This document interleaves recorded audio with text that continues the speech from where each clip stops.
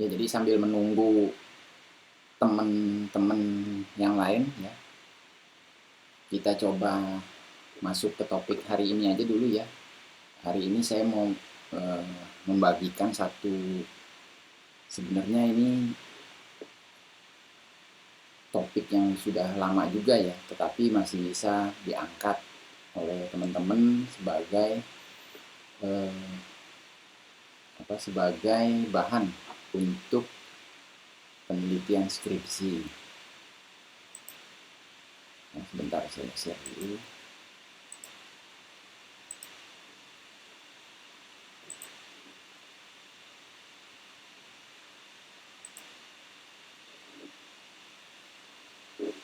Jadi pertemuan kita adalah pertemuan ke-14.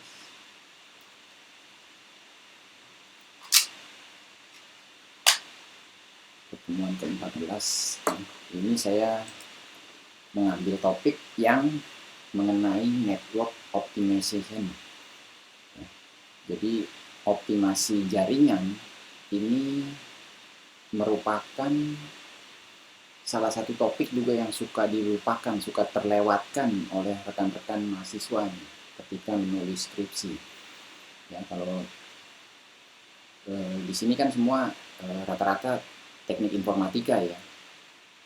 Jadi tidak ada salahnya kalau hari ini saya coba untuk mengingatkan kembali ya rekan-rekan mahasiswa yang kebetulan mengambil jurusan teknik informatika bahwa masih ada loh topik yang bisa teman-teman angkat untuk eh, ditulis, dituangkan ke dalam skripsi masing-masing ya, yaitu mengenai optimasi jaringan komputer. Ya, jadi ada beberapa konsep yang mendrive pemilihan topik ini sebenarnya. Ya, ada IoT atau Internet of Things, ada lagi Internet of Everything, ada juga mesin to mesin, M2M. Ya, jadi apa sih M2M? Jauh sebelum IoT, ini mesin to mesin dulu sebenarnya yang sudah pernah eh, beredar ya.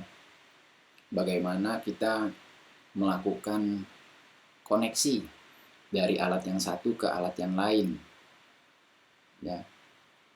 Nah, seiring dengan perkembangan dari jaringan internet yang semakin bisa dinikmati, ya, semakin murah untuk mendapatkan layanan internet, M2M ini mulai membentuk satu konsep baru, yaitu IoT.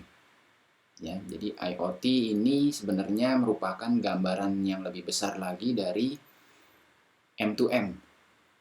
Ya, di Internet of Things, bagaimana semua eh, mesin yang terhubung, ya, device yang terhubung bisa memanfaatkan jalur internet ini ya, bisa diakses sehingga memudahkan kita dalam menjalani kehidupan ya, tentu dibantu dengan teknologi yang terkoneksi ini ya. Lalu bagaimana dengan yang Internet of Everything? Nah, ini Internet of Everything ini merupakan konsep yang di atasnya IoT ya. Jadi kalau IoT itu eh, merupakan pengkategorian dari M2M yang lebih besar ya. Nah, Internet of Everything ini segala sesuatunya terhubung ke jaringan internet. Jadi menghubungkan antara IoT dengan para penggunanya keseharian. Ya, jadi bagaimana seorang user ya, manusia terhubung ke jaringan internet dalam segala hal. Apakah untuk kegiatan pekerjaan, maupun kegiatan yang sifatnya leisure atau hiburan. Ya, jadi 3 terminologi ini kita harus pahami. Ya. Terlepas dari terminologi yang ada, 3 hal ini sangat bergantung kepada konektivitas. Ya, atau dengan kata lain, sangat-sangat bergantung dengan layanan jaringan. Ya, apakah itu jaringan lokal maupun jaringan internet. Ya, kalau teman-teman mungkin belum pernah memikirkan bagaimana sih membangun jaringan yang dikatakan optimal. Ya, kalau dulu saya ingat waktu pertama kali kerja gitu ya di kantor, itu yang penting komputer yang satu bisa mengakses aplikasi yang tersimpan di server. Selama itu bisa diakses, aman. Ya, itu di tahun 97, teman-teman. Tetapi konsep mindset seperti itu sudah tidak berlaku lagi ternyata di tahun 2022 ya kita ya. Konsep asal nyambung ya, mindset asal nyambung, jaringannya itu sudah boleh dibilang perlu kita tinggalkan. Kenapa? Karena kita perlu memikirkan 3 terminologi ini. Kalau kita ingin masuk ke dalam eranya IoT, maka mau nggak mau kita harus memikirkan bagaimana jaringan yang membentuk IoT yang ingin kita terapkan. Ya, jangan sampai kita masuk ke IoT tetapi pengaturan jaringannya itu masih yang asal nyambung tadi, ya, dengan tanda petik asal nyambung. Ya. Mungkin kalau ditarik lebih teknis lagi, ya, koneksi yang asal nyambung itu seperti apa? Misalnya pada saat teman-teman menyambungkan komputer dengan LAN, ya, dengan kabel. Asal nyambungnya gimana? Asal nyambungnya ketika mengkrimping, yang penting ujung ke ujung sama, Pak. Ya, nggak peduli warnanya. Padahal di pengaturan RJ45 ya, itu ada urutan warnanya. Mau nggak mau kita harus ikut sesuai dengan standar, ya, tidak boleh asal nyambung. Begitu juga yang jaringan non kabel. Kalau dulu mungkin konsepnya yang penting akses poinnya bisa diakses, ya, nggak peduli, nggak perlu memikirkan spektrum frekuensinya yang digunakan.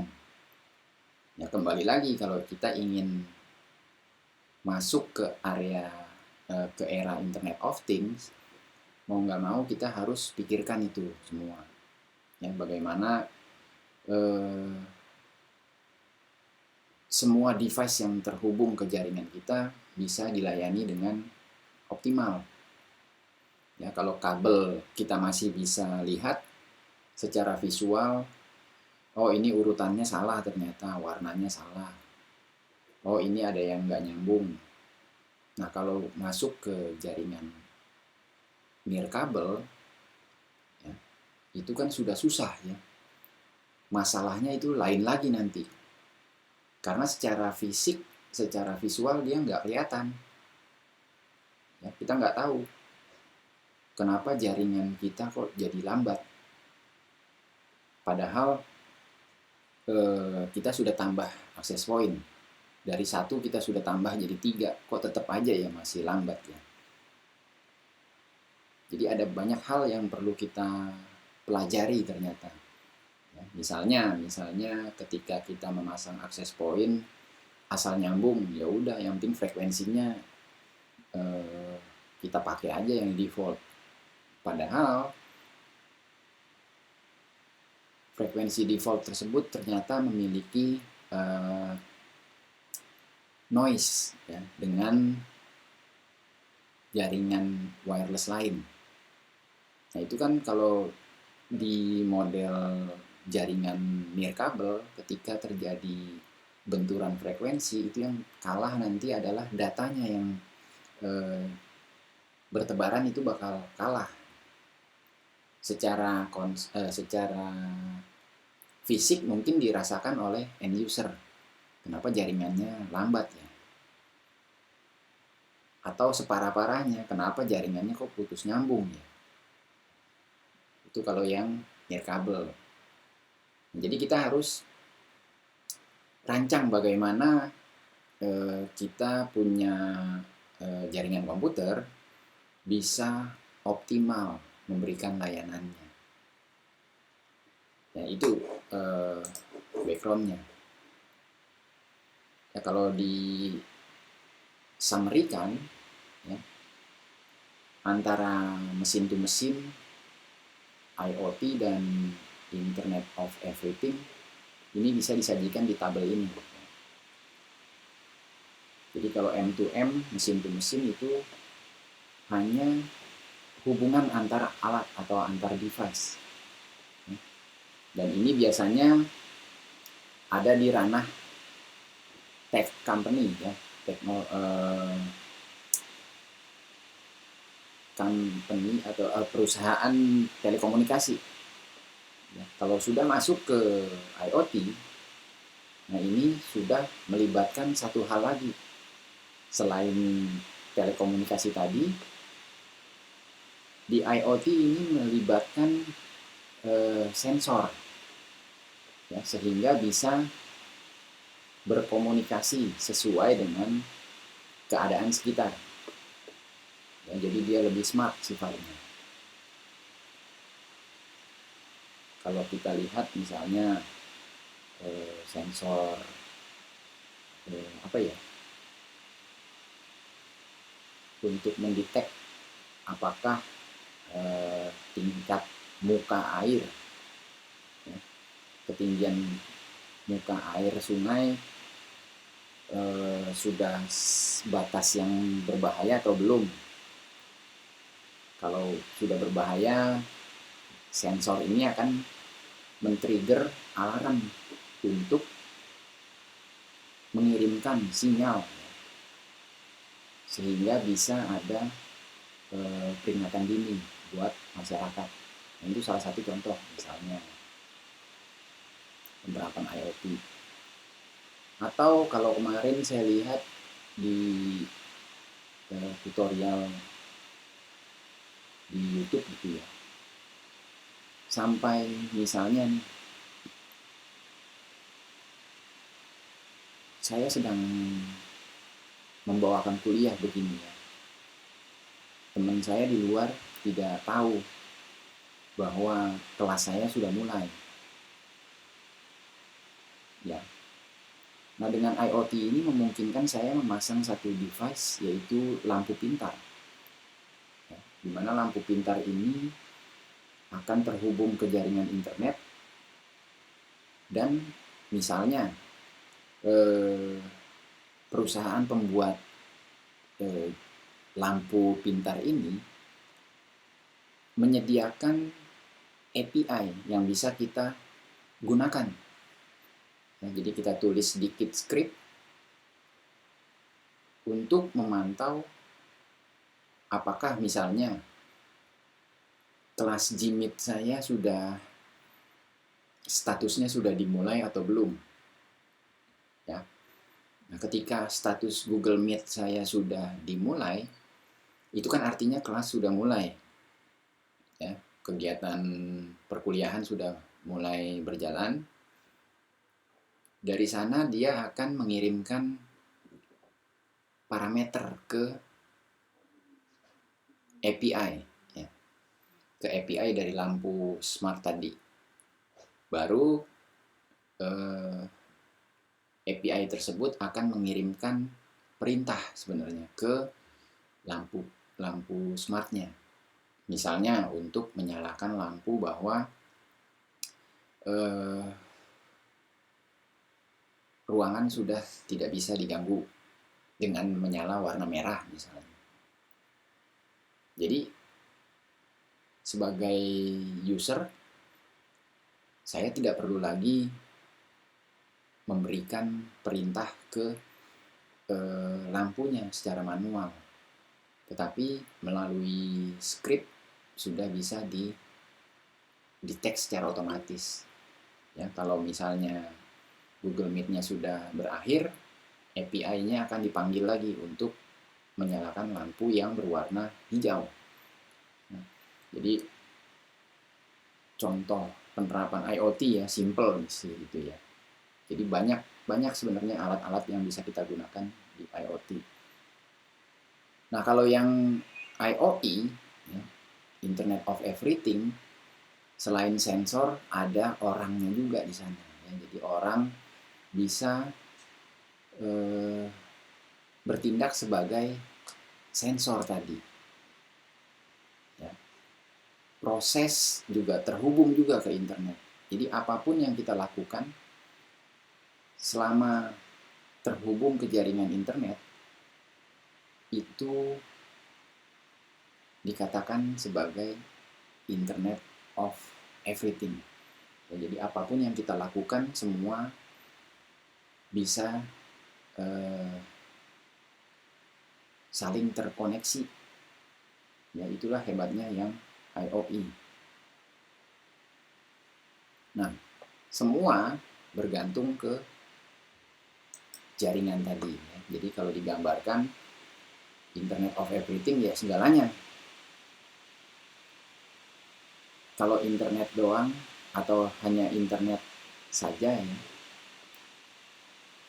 dia membawahi ada domain Web of Things, ada domainnya Internet of Things, ada mesin to mesin. Nah, kalau yang Internet of Everything ini mencakup keseluruhan domain ini. Ya. Jadi ibaratnya Internet of Everything ini bungkusan terluar dari seluruh IoT. Kalau IoT sendiri merupakan bungkusan dari mesin to mesin, kalau Internet of Everything itu keseluruhan. Nah, jadi apapun itu, selama dia terhubung ke jaringan internet, itu bisa kita katakan Internet of Everything. Kita terhubung sepenuhnya, baik itu proses bisnis yang kita lakukan, proses pekerjaan yang kita lakukan, ya, atau apapun, selama dia terhubung bertukar informasi melalui jaringan internet, itulah Internet of Everything. Dan kita ada di depan pintunya. Mungkin kita masih asik di Internet of Things, ya, mungkin kita masih asik di mesin to mesin. Kita juga perlu lihat bahwa masa depan sudah sebentar lagi kita masuki, yaitu era Internet of Everything, bukan lagi eranya Internet of Things. Ya, jadi boleh dipikirkan kenapa kita perlu memaksimalkan atau mengoptimalkan jaringan komputer di tempat kita. Ya. Nah, biasanya untuk optimasi ini pasti ada algoritma yang digunakan. Ya, silakan teman-teman baca mau menggunakan yang mana. Nah, biasanya membandingkan antara penggunaan algoritma yang satu dibandingkan dengan algoritma yang lain. Ya. Jadi setidaknya 4 ini lumayan sering digunakan ya. Particle Swarm Optimization atau PSO, heuristic, fuzzy logic, dan stochastic. Ya, jadi keempat algoritma ini yang paling sering digunakan untuk optimasi. Ya, jadi silakan kalau teman-teman mau membandingkan ya, antara keempat algoritma ini dan mana yang mau digunakan untuk apa, optimasi jaringan, silakan dibahas. Misalnya ambil saja 2 atau 3 ya, perbandingan. Lalu sebagai resumenya teman-teman pilih, misalnya menggunakan PSO saja. Ya, dengan PSO itu bisa hasilnya lebih optimal lagi, persentase optimasinya lebih tinggi misalnya kalau menggunakan algoritma PSO.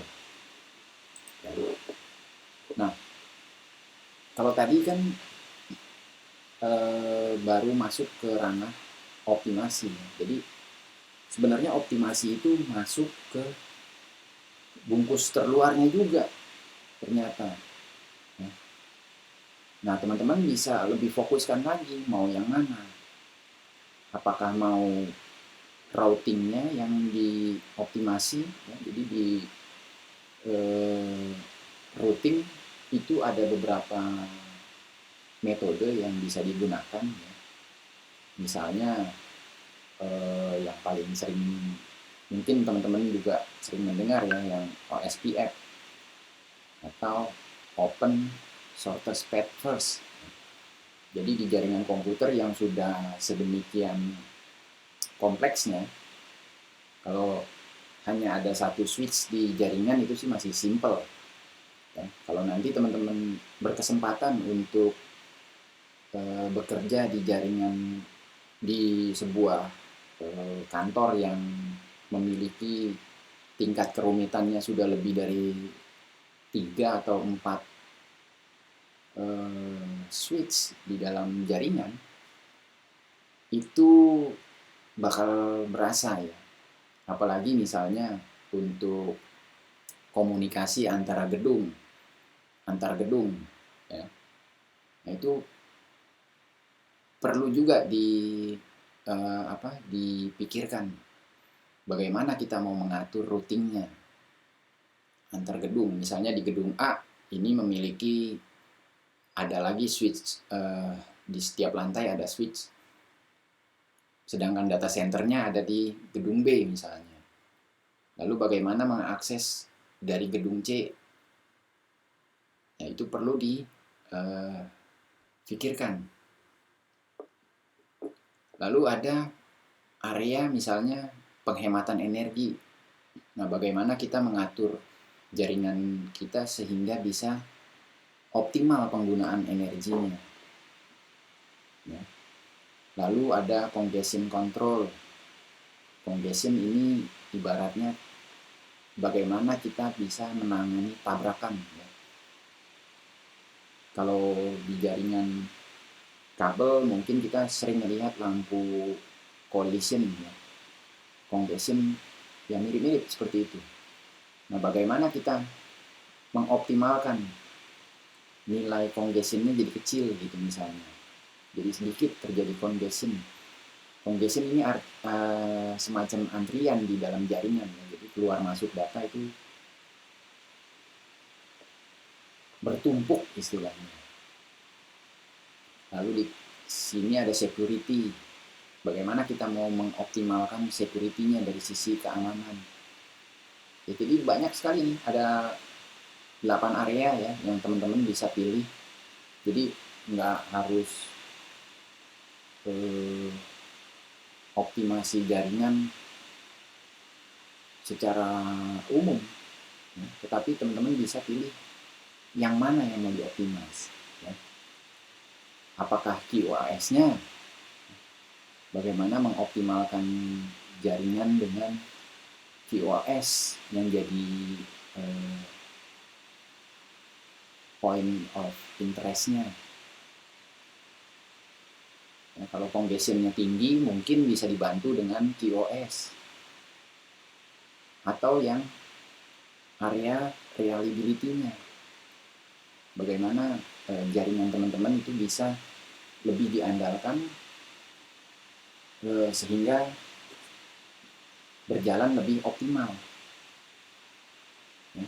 Atau scalability, bagaimana skalabilitas dari jaringannya, apakah bisa di downscale menjadi jaringan yang lebih kecil tetapi lalu lintas datanya lebih eh, lebih teratur,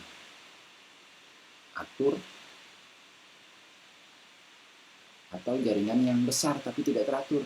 Nah, itu kan scalability, ya. Silakan bagaimana mau diaturnya, ya, bagaimana mau dioptimalkan pengaturannya. Yang terakhir yang heterogen ini begitu apa istilahnya, begitu macam-macamnya, ya.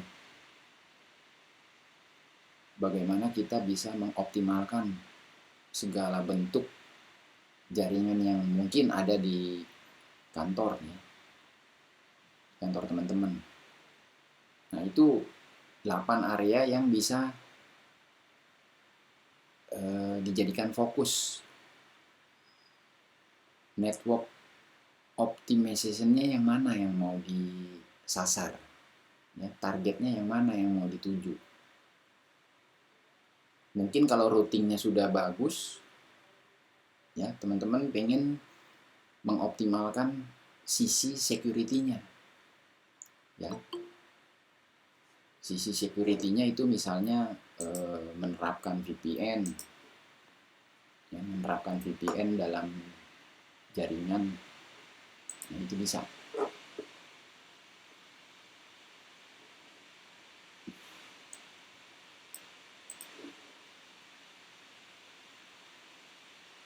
Nah, ini contoh 8 yang tadi, ya. Ini kurang satu, tapi itu yang tadi, ya, sebenarnya yang bisa dijadikan target oleh teman-teman dalam hal mengangkat topik optimasi jaringan. Jadi silakan teman-teman, kalau yang memang memiliki passion di jaringan, lalu kebetulan juga bekerja di areanya jaringan juga, silakan teman-teman boleh kok mengangkat topik mengenai jaringan, ya. Jadi nggak harus anak TI menulis skripsinya nanti mengenai pengembangan sistem informasi, ya. Jangan. Tapi teman-teman punya pilihan yang lebih teknis baunya, ya. Topiknya jadi lebih teknis, yaitu salah satunya ini, optimasi jaringan.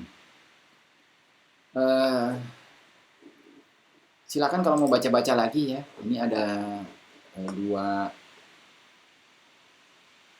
contoh, ya, referensi yang bisa teman-teman kunjungi untuk baca-baca apa sih itu particle swarm optimization, ya. Itu materi dari saya hari ini mengenai topik network optimization. Jadi saya harap kita bisa sama, gitu, ya. Sama dalam hal kenapa perlu adanya optimasi, ya, karena tidak sedikit yang saya jumpai banyak perusahaan yang masih asal nyambung, ya, asal ada LAN cukup, ya. Itu tidak tertutup kemungkinan, ya, perusahaan yang berskala menengah ke bawah seperti itu. Nah, teman-teman silakan bisa kreasi di tempat kerja masing-masing, ya, bagaimana bisa meningkatkan layanan jaringan komputer di tempat masing-masing, lalu angkat sebagai topik skripsinya, ya. Nah, tugas akhir pertemuan riset TI ini, ya, seperti yang sudah saya sampaikan dari awal, ya, bahwa pertemuan riset TI ini, mata kuliah riset TI tidak perlu ada UAS-nya, tetapi saya ganti dengan project. Nah, hari ini tim dari Mas Ferli mau menyampaikan project akhirnya. Silakan Mas Ferli. Ya Pak. Sebelumnya saya mau bilang sesuatu Pak. Kan kita kelompoknya ada 2. Iya. Tapi 2 orang ini nggak ada kontribusi. Jadi saya mau 2 orang. Boleh, nggak apa-apa. Jadi cuma 3. Karena dari kemarin itu udah saya ayo Iya, nggak apa-apa. Jadi kita coba. Oke. Makasih update-nya. Nanti gini, silakan dulu deh didemoin dulu apa sih yang udah dibuat oleh kelompok Mas Ferry dan 2 kawannya, ya. Iya, iya. Silakan, waktu dan tempat.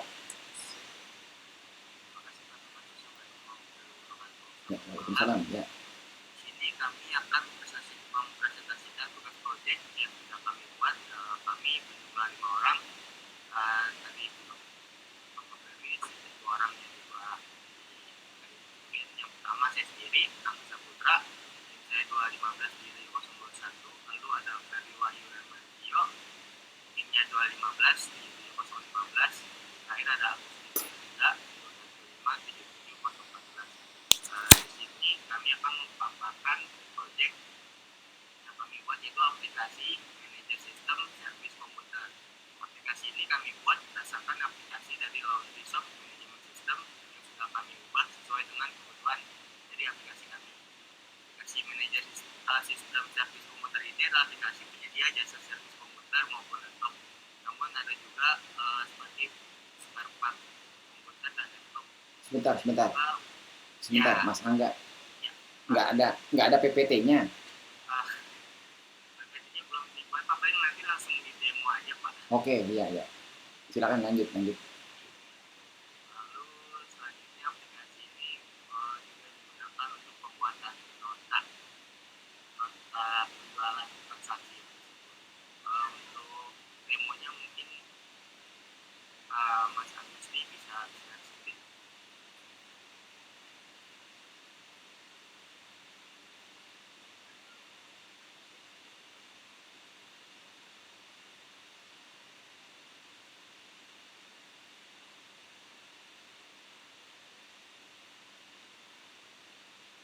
Selanjutnya akan dipresentasikan oleh Agustin.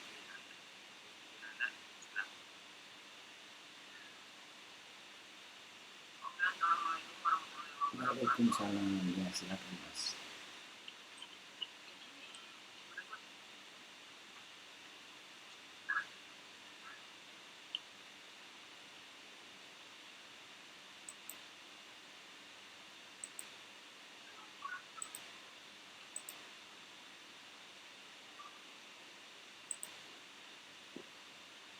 Tampilan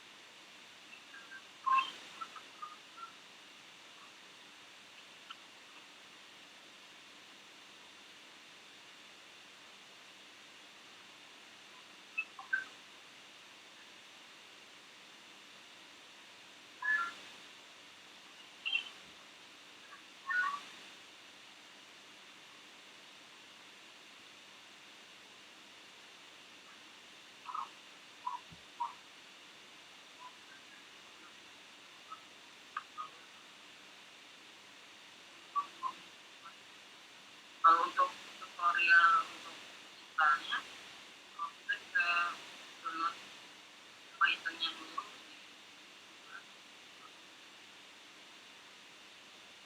Saya pakai yang 3.10.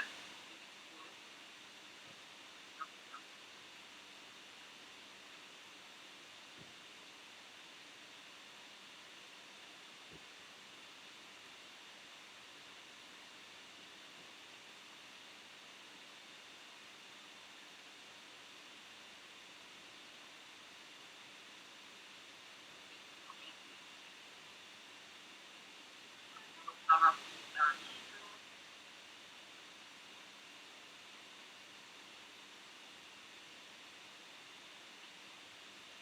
Python -m pip install upgrade, terus Python -m pip install Django, dan kemudian file pendukungnya pip install Kilo.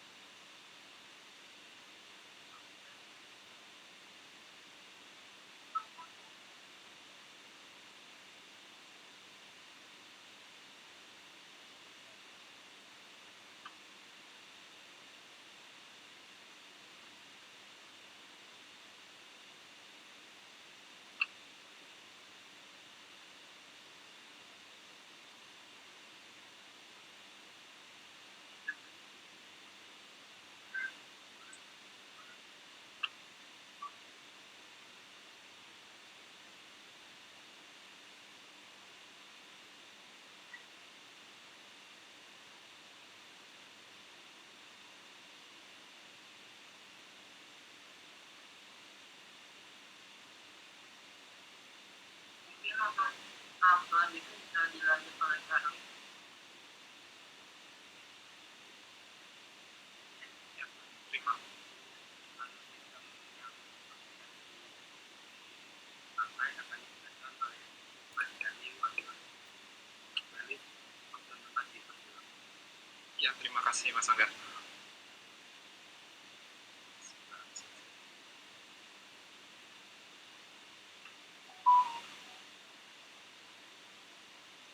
Di sini saya mau menjelaskan mungkin ada beberapa tambahan yang dari Mas Agusti tadi. Caranya gimana sih biar menjalani aplikasi di Django itu? Pertama yang di awal itu kita harus punya Python versi yang terbaru boleh, karena kita pakainya yang versi baru maka kita pakainya yang versi terbaru. Setelah Pythonnya sudah terinstall, maka kita perlu framework Django-nya. Caranya itu gimana? Pertama, buat satu folder dulu, bebas sebenarnya, yang penting path-nya bisa dicari.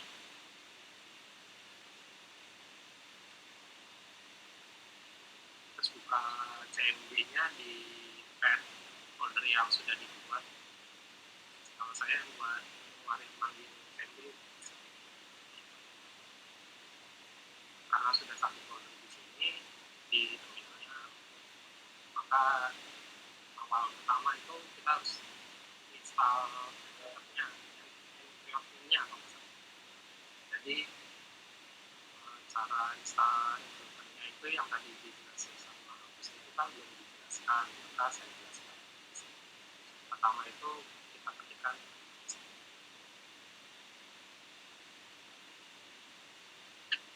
Y, kasih juga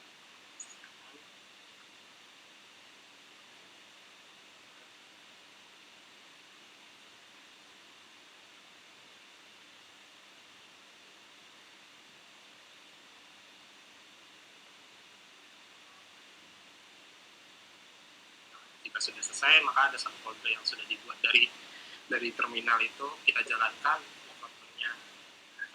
Cara menjalankannya itu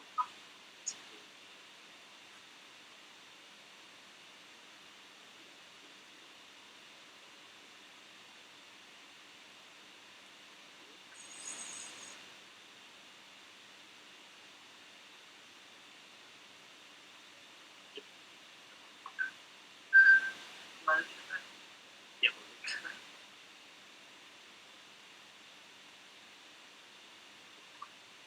Jika sudah jalan, maka kita perlu menginstal Django.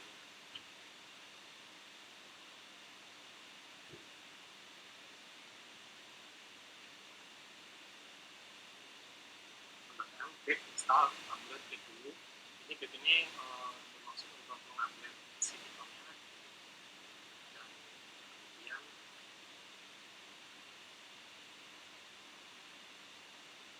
kita install Django. Ini install Python strip m pip install Django.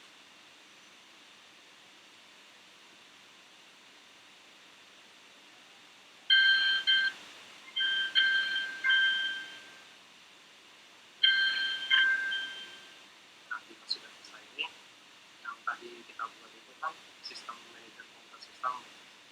Nah, di sini tuh kita sudah membuat aplikasinya yang dari sistem Node kita ubah, kita jalankan dengan cara kayak tadi juga, tapi folder yang sudah dibuat, cara menjalankan itu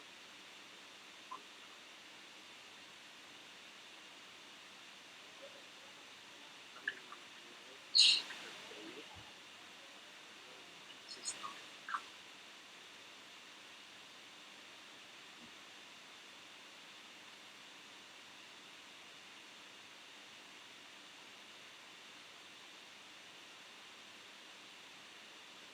Di server kali mungkin. Oh ya, buat server tuh pop-up.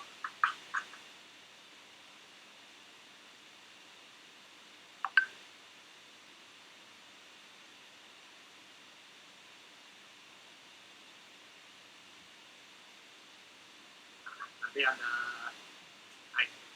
IP address yang nanti dijalankan di browser.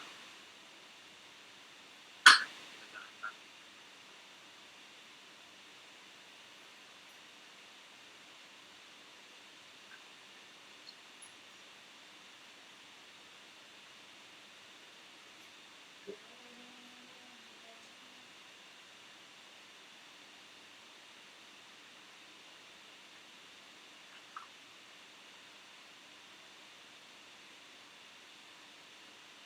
Kita sudah masuk ke sininya. Nah, ini kan kalau pas awal itu belum ada username sama password, maka dari itu kita harus buka user super usernya. Nah, itu sama kayak tadi, kita post dulu servernya, sama kayak tadi py-py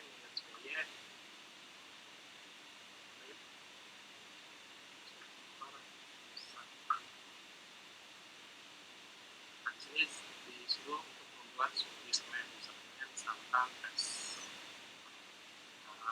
tes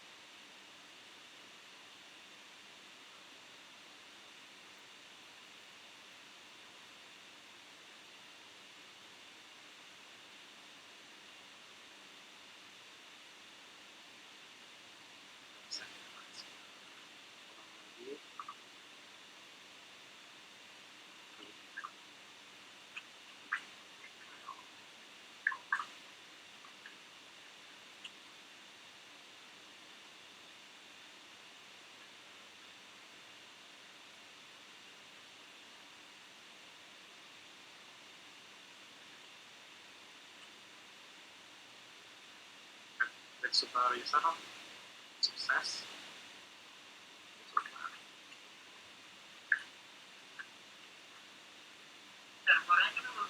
Iya, di run ulang servernya, makanya dia error itu. Maaf, saya lupa.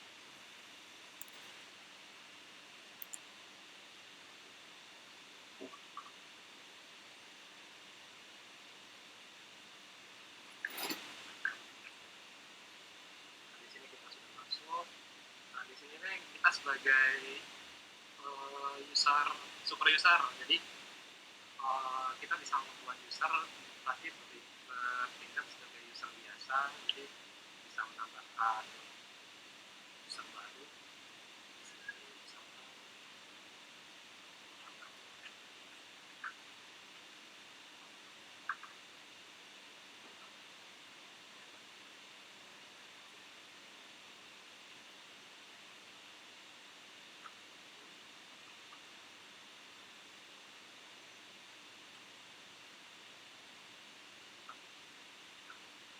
Hal ini sudah dibuatkan usernya, kita coba masuk lagi sebagai admin.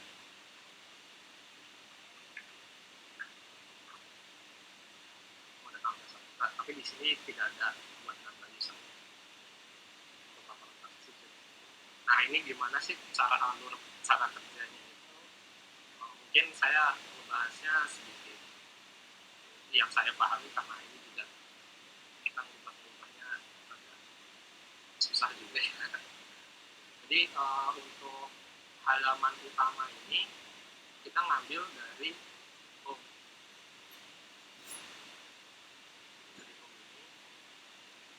Dari home ini dibuatkan view-nya sebagai home.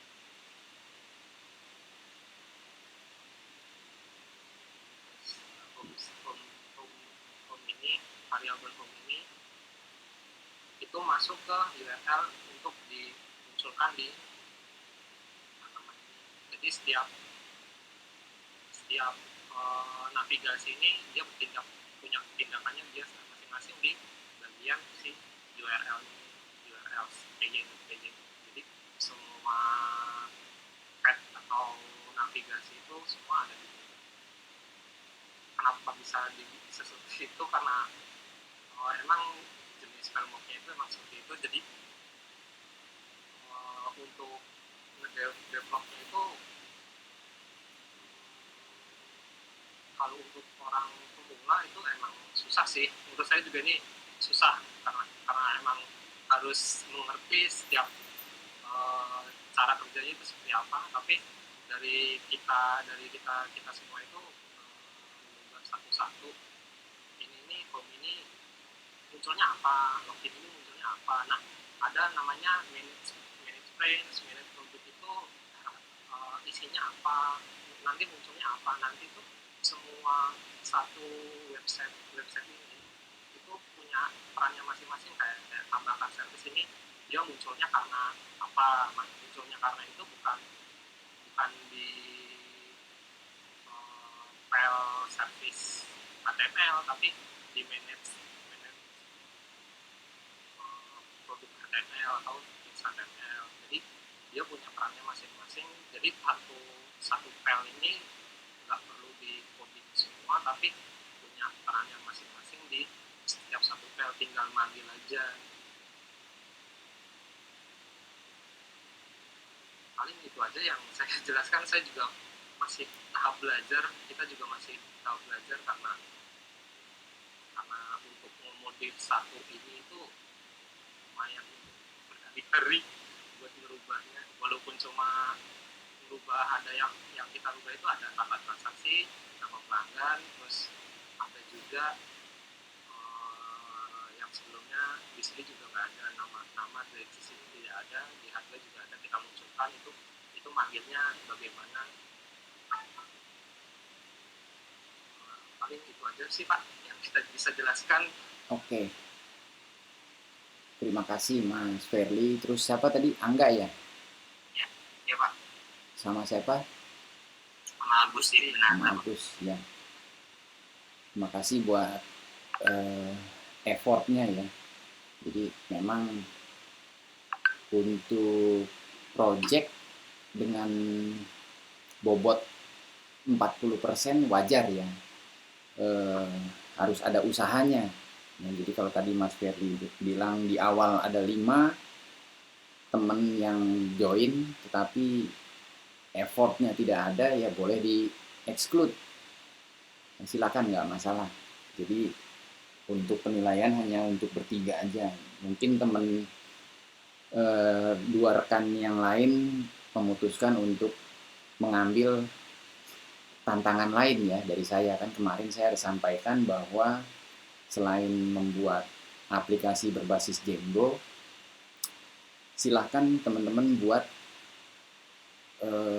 nanti abstrak ya mengenai apa yang ingin diangkat dalam skripsi masing-masing.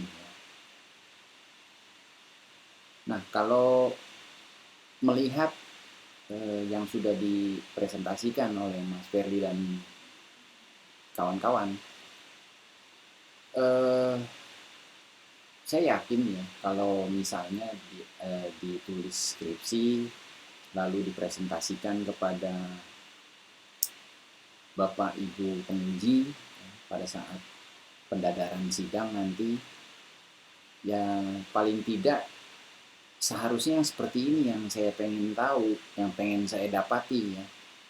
Jadi saya nggak mau melihat mahasiswa ketika sidang skripsi ditanya mengenai alur dari program, itu jawabannya, oh itu dibuatkan Pak oleh kawan saya. Nah, itu kan bukan jawaban sebenarnya ya. Atau eh, codingnya saya nggak buat Pak, jadi nggak bisa ngejelasin. Nah itu kan susah. Paling enggak kan bisa mengerti gitu. Memang yang Mas Berli sampaikan tadi, ini program modifikasi ya, nggak apa-apa. Selama kita bisa menjelaskan alur dari program yang kita angkat itu apa, bagaimana cara menggunakannya, apalagi bisa mengubah-ubah beberapa properti di aplikasi tersebut, itu sudah cukup bagus kalau menurut saya ya. Jadi kalau bisa ya diteruskan sampai skripsinya mengangkat menggunakan framework Django ini ya, silakan. eh, Apakah ada rekan-rekan yang lain yang mau mempresentasikan juga?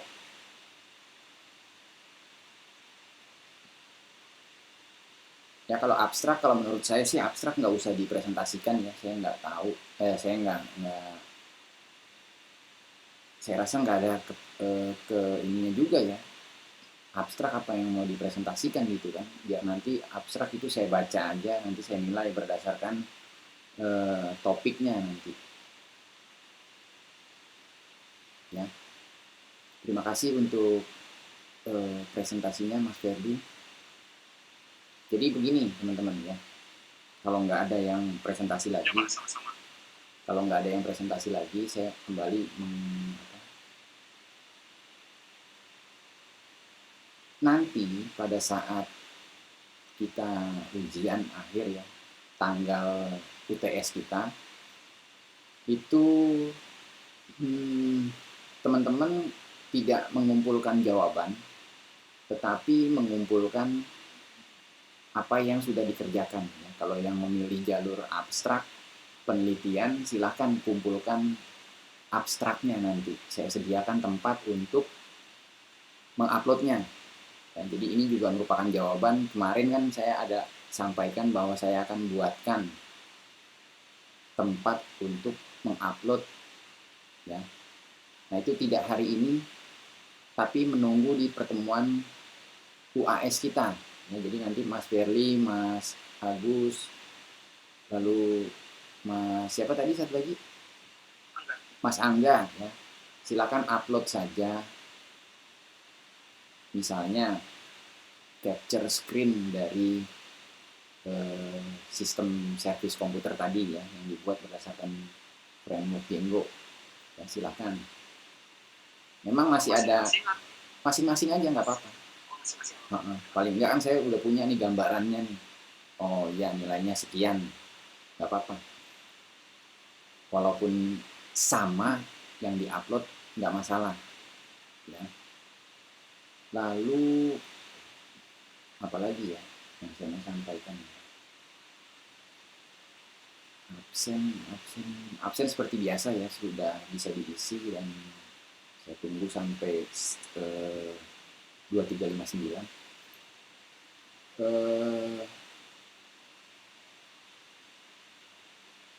Kalau dari saya sih itu saja ya mungkin hari ini.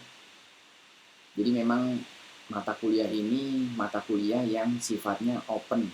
Ya, open dalam arti membuka cakrawala kita, ya, pengetahuan kita mengenai apa sih yang bisa kita kontribusikan melalui skripsi kita.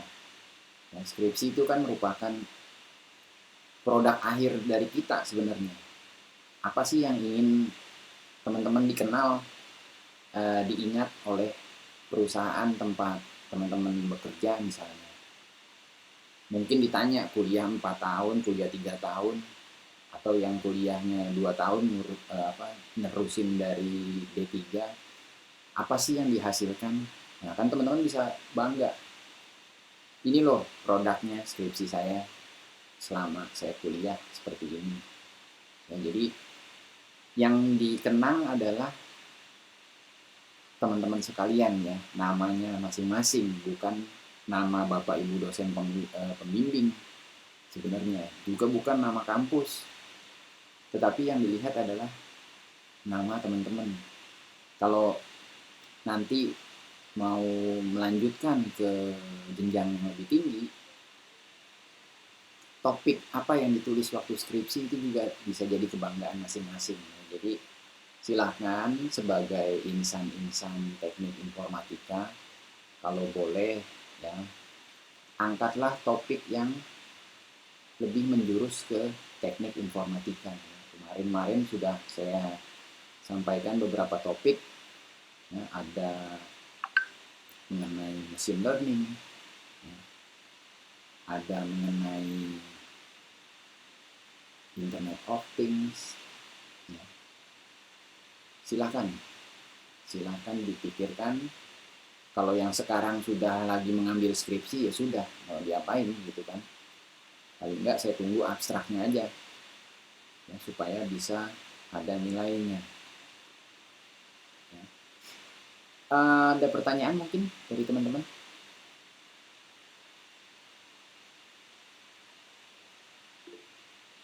Ya, Mas Nur Walid silakan.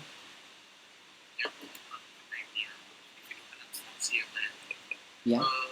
Itu perlu dibuat dibuat screenshot.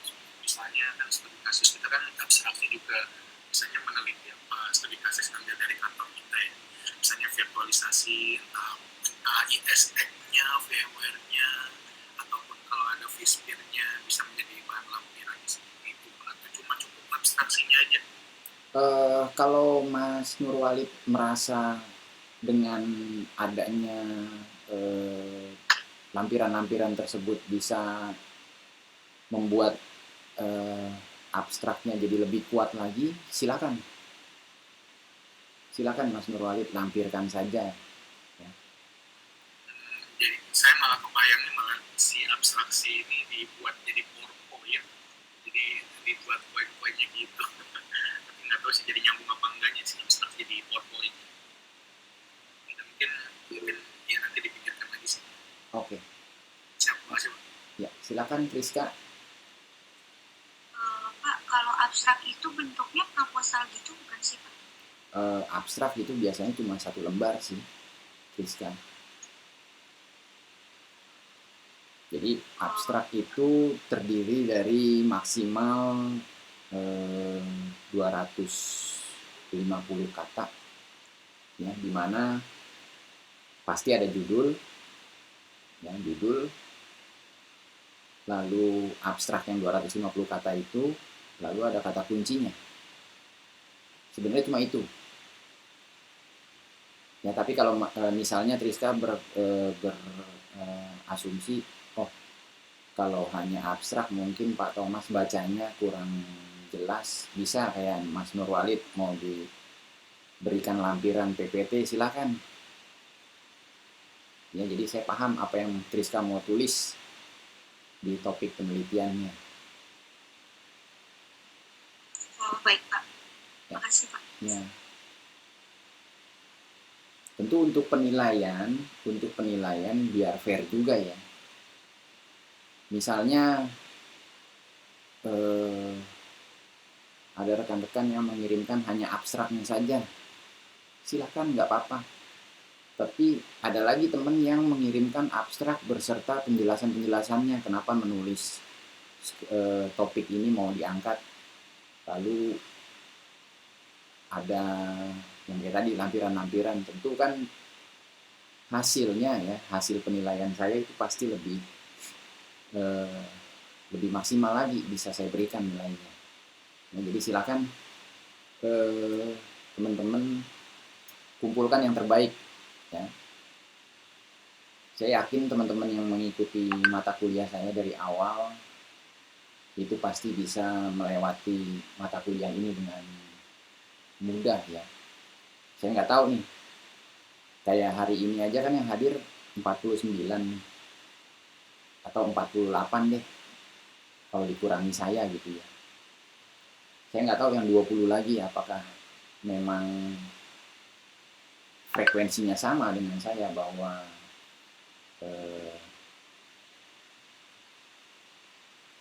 menjalani mata kuliah ini berbeda dengan menjalani mata kuliah yang lain, di mana ada UTS, ada UAS, ada tugas.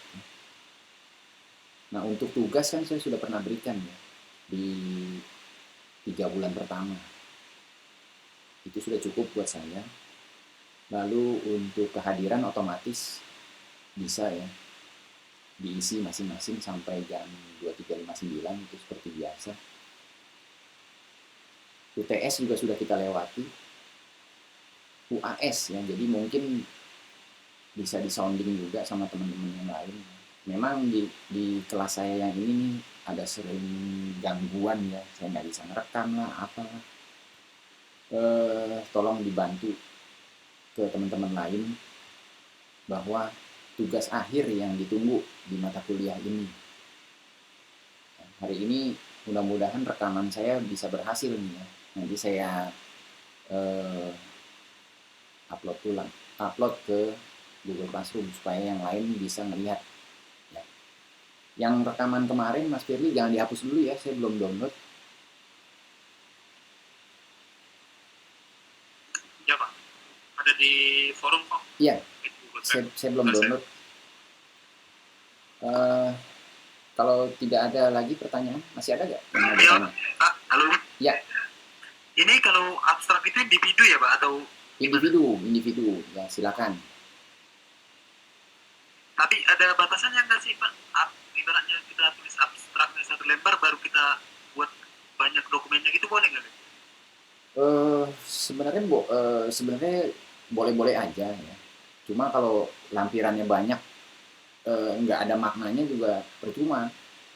Maksudnya kalau memang mau ngelampirin, itu lampiran yang sifatnya menguatkan topik yang Mas Erika ingin angkat gitu. Oke, siap. Ya. Ada lagi mungkin?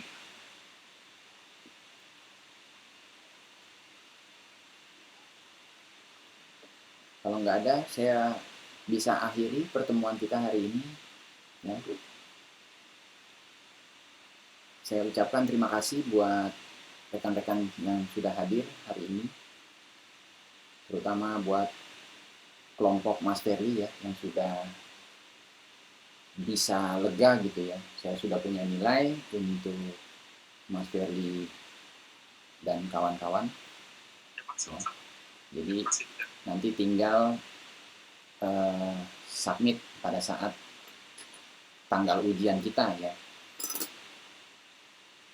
Oke, terima kasih semua. Kita ketemu lagi minggu yang akan datang. Mungkin kalau minggu depan ada yang mau presentasi, bisa notif di Google Classroom aja.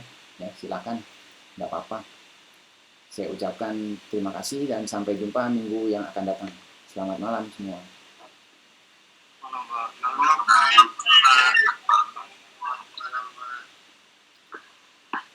Oke ya, saya akhiri ya. Ya Pak.